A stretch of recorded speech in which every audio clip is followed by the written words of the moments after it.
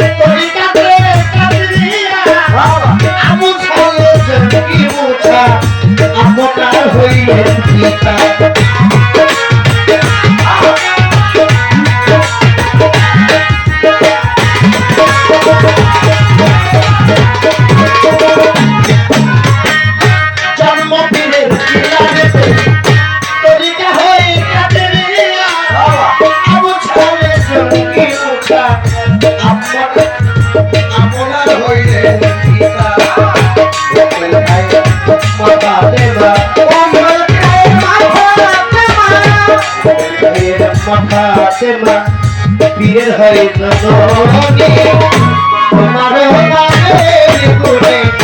আগুন হয়ে যায় পানি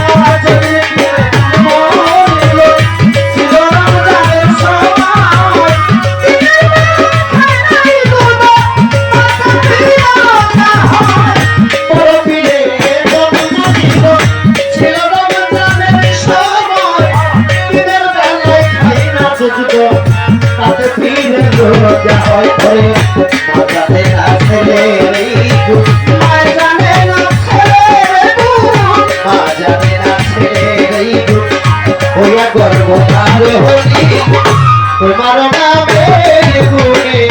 আগুন হয়ে যায় পানি ওই বরফে আগুন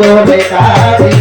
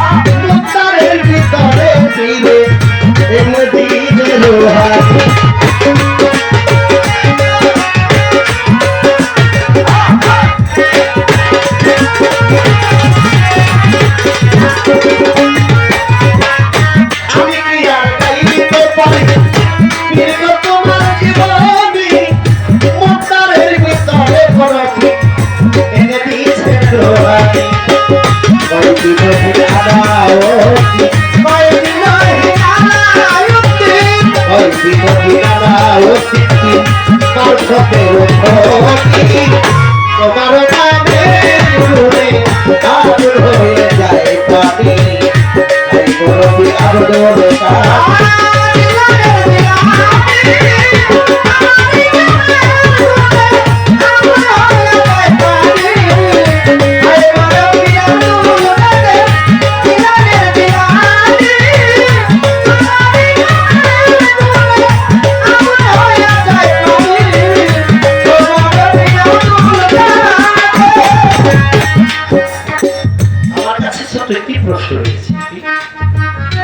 আমার হঠাৎ পড়বে আব্দুল কাদের জিলানী তার একজন ভক্ত ছিল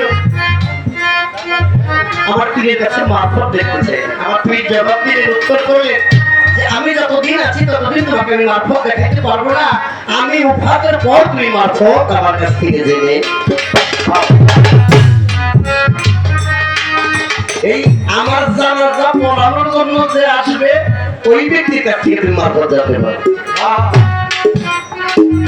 যেইভাবে যে কথা বলে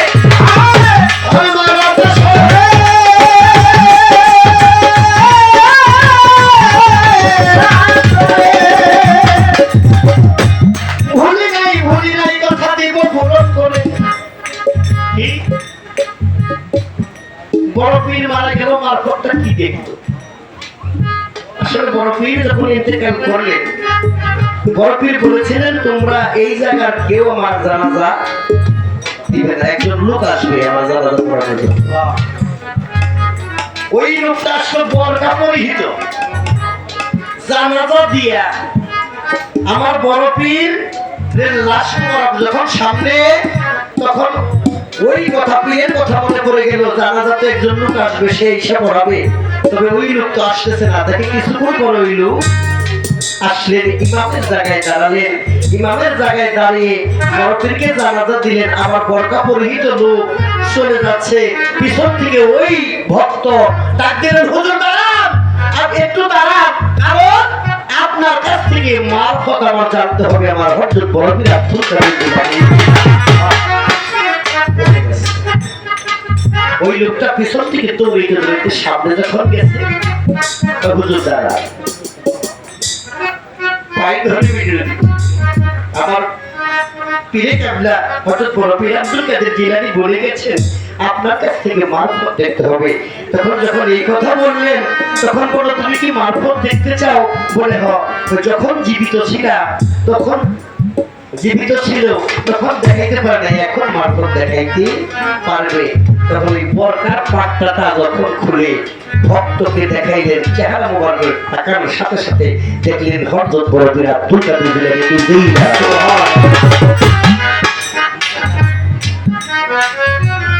তখন ভক্ত বললেন হুজুর এটা কি করে সম্ভব আপনি তো মারা গেছেন কয় না এইটাই মারো আমি মারা গেছি এইটাই মারো তুমি দেখে না এই তো তাহার কথা ছিল ধর্ম রাজা সরে তার মতো জবাব দিলাম তারা সরে এবার আমি কিছু লেমনি আমরা করে যাইলাম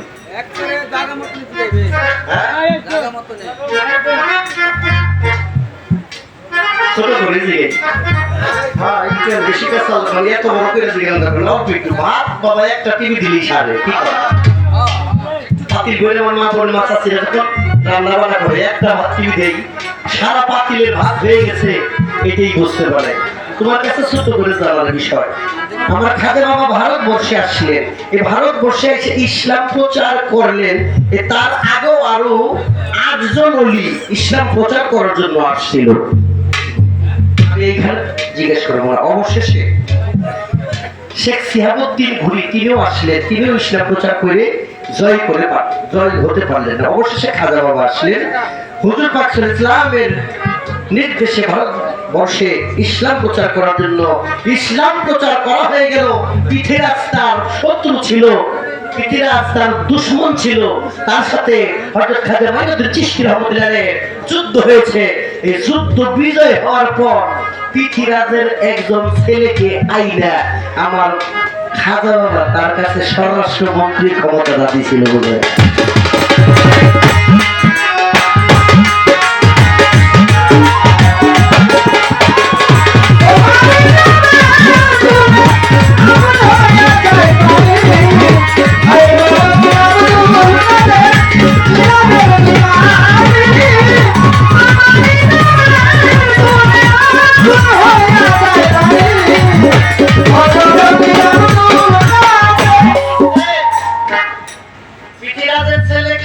স্বরাষ্ট্রমন্ত্রীর ভার দিলেন, এই ভারতবর্ষের শাসন করতে হিসেবে তাকে নিয়োগ করলেন। আমার প্রশ্নটা এই জায়গাটার মধ্যে যে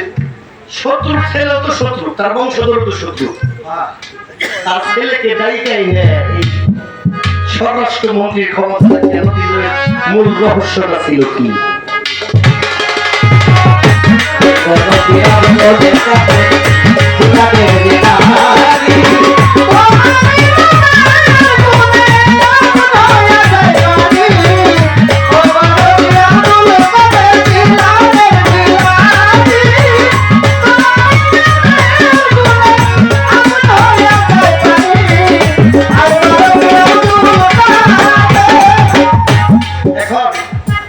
আমার